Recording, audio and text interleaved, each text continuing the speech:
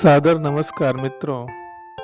आप सुन रहे हैं बेसिक साइंस लर्निंग और हम बात कर रहे हैं विज्ञान के कक्षा 6 की इकाई 16 जल के बारे में।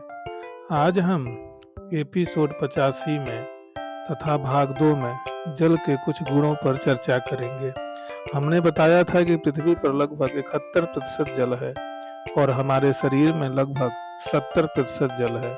जल का उपयोग हम कई क्षेत्रों में करते हैं, जैसे दैनिक क्रियाकलाप, नहाना, खाना और कई प्रकार के साफ सफाई करना, कृषि कार्य में, मनोरंजन के क्षेत्र में और परिवहन के लिए भी जल का उपयोग हम करते हैं।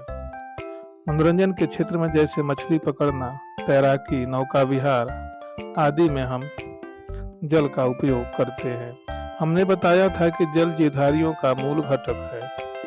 हमने बताया था कि हमारे शरीर में 70% जल, हाथी के शरीर में 80% जल और पेड़ पौधों में लगभग 60% जल पाया जाता है। जलीय पौधों में सबसे अधिक मात्रा में जल पाया जाता है।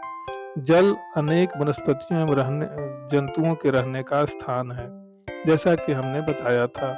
जल द्वारा कीटाणुओं, बीजों एवं फलों का भी प्रकीर्णन होता है। नदियों के किनारे लगे वृक्ष के फल एवं बीजों का प्रकीर्णन, जिसे हम बिखराव कहते हैं, भी जल के प्रवाह के द्वारा ही होता है। इसमें कमल, कुमुदनी, जलकुंभी आदि सब हैं। बड़ी नदियों में नाव एवं जहाज का उपयोग आवागमन के लिए किया जाता है। समुद्रों में जहाज द्वारा सामग्री एवं यात्रियों का आवागमन एक देश से दूसरे देश के लिए होता है। नाव को हाउस बोट बनाकर मनुष्य झीलों में निवास करते हैं। जैसा कि हमने बताया कि कई प्रकार के बीजों का प्रकीर्णन जल द्वारा होता है, जिसमें नारियल एक प्रमुख फल है, जो नदी के बहाव द्वारा एक स्थान से दूसरे स्थान पर चला जाता है। इसलिए नदी या समुद्र के किनारे नारियल के पौधों की संख्या सबसे ज्यादा होती है। बहुत से खनिज लवण जल में घुले रहते हैं। ये पौधों में जड़ों द्वारा जल के साथ अवशोषित होकर अनेक विभिन्न भागों तक पहुंचते हैं। इसके अतिरिक्त पौधे प्रकाश संश्लेषण एवं अन्य क्रियाओं में जल का उपयोग करते हैं। जल में ऑक्सीजन घुली रहती है। जलीय जीव श्वसन के लिए ऑक्सीजन जल के माध्यम से ही प्राप्त करते हैं। जल में कई प्रकार के सूक्ष्म जीव भी पाए जाते हैं, जैसे तालाब का जल, नदी के जल में छोटे छोटे सूक्ष्म जीव पाए जाते हैं। इसलिए यह जल पीने के योग्य नहीं होता है। इसलिए हमको चाहिए कि जल को शोधन करने के बाद ही हम जल को पीने योग्य बनाएं। मनुष्य के शरीर में होने वाली विभिन्न क्रियाओं के कारण उत्पन्न हानिकारक पदार्थ जैसे यूरिया, लवण आदि भी जल के माध्यम से मूत्र एवं पसीना के रूप में बाहर निकलते रहते हैं। जीवधारियों में रक्त के द्वारा भी जल शरीर में संचरित होता है। हम उत्सर्जी तंत्र जैसे वृक्क, जो उत्सर्जी अंग होता है, यूरिया को जो छानने का काम करता है, और उत्सर्जी अंग के द्वारा हमारे शरीर से जल बाहर निकलता है। उसी प्रकार हमारे त्वचा से भी जल पसीने के रूप में बाहर निकलता है।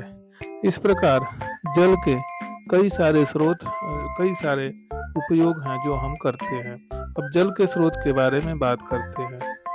यदि हम ध्यान से देखें तो पाएंगे कि हमारे घर में जल कहाँ से आता है।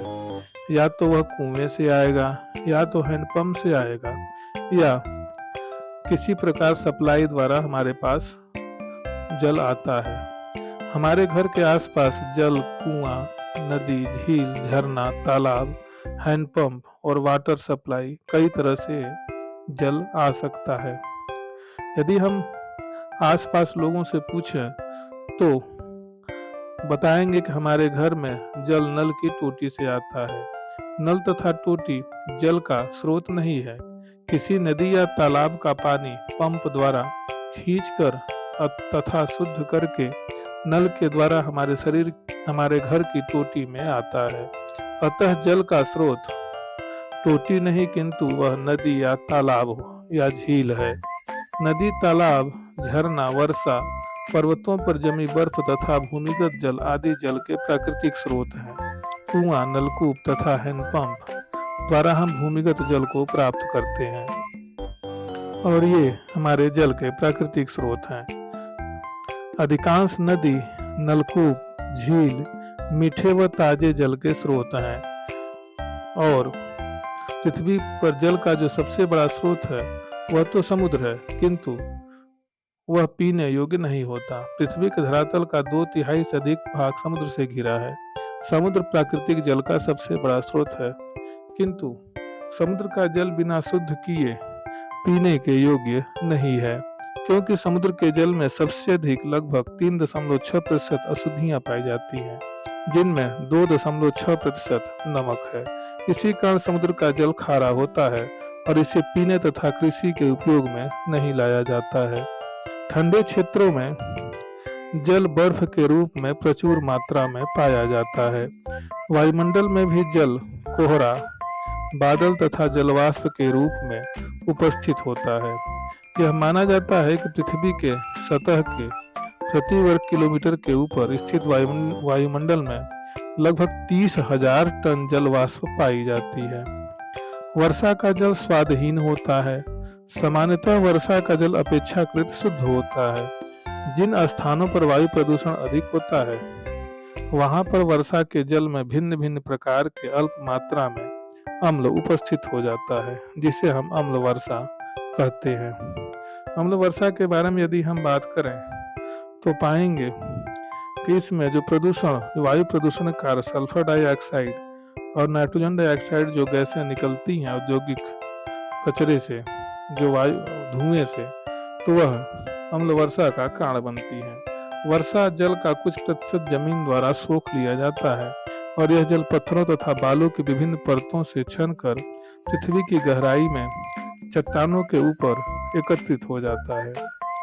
खनिज लवणों के घुले होने के कारण यह जल स्वाद युक्त तथा पीने योग्य हो जाता है।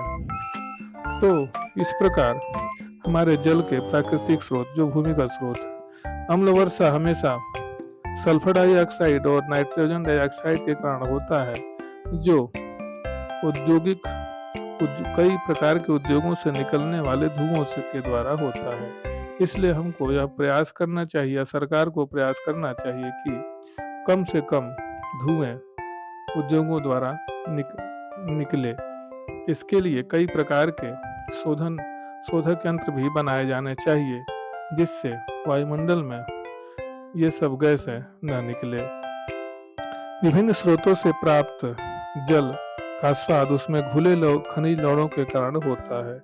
इसलिए किसी स्रोत के जल का स्वाद मीठा तो किसी का स्वाद खारा होता है। समुद्र, झील, नदी, तालाब भूमिगत जल तथा वर्षा जल के मुख्य स्रोत हैं। कुआं, नलकूप, हैंडपंप पीने योग्य जल के स्रोत हैं।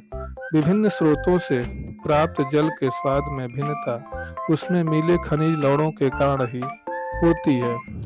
इस प्रकार कई ऐसे जल के गुण हैं जो अलग अलग स्वाद को बताते हैं या खनिज लवणों में घुले होने के कारण होता है। यदि हम एक बीकर में शुद्ध जल लेते हैं, उसे देखकर, सूंघकर, चखकर यदि बताएं तो उसका रंग, गंध और स्वाद कैसा है। जो जल होता है वह रंगहीन, गंधहीन, स्वादहीन तथा पारदर्शी होता है।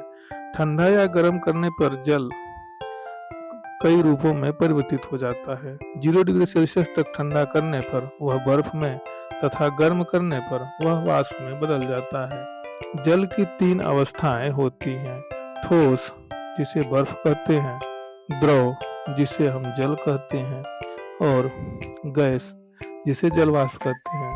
सामान्य तौर पर जल द्रव के रूप में होता है। इसकी अवस्था परिवर्तन ताप पर निर्भर करता है। जल एक अच्छा विलायक है तथा यह अनेक पदार्थों को घोल देता है। यदि हम गुड़ की बात करें तो जो जल होता है वह मुख्य रूप से रंगहीन, गंधहीन पदार्थ है। जल जो होता है वह स्वादहीन होता है।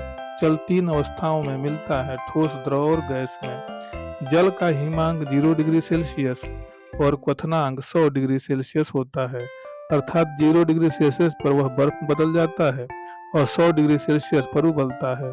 शुद्ध जल विद्युत का कुचालक होता है। जल में अधिकांश पदार्थ घुल जाते हैं, इसलिए इसे सार्वत्रिक विलायक भी कहते हैं। तो मित्रों, इसी के साथ यह भाग समाप्त होता है। धन्यवाद।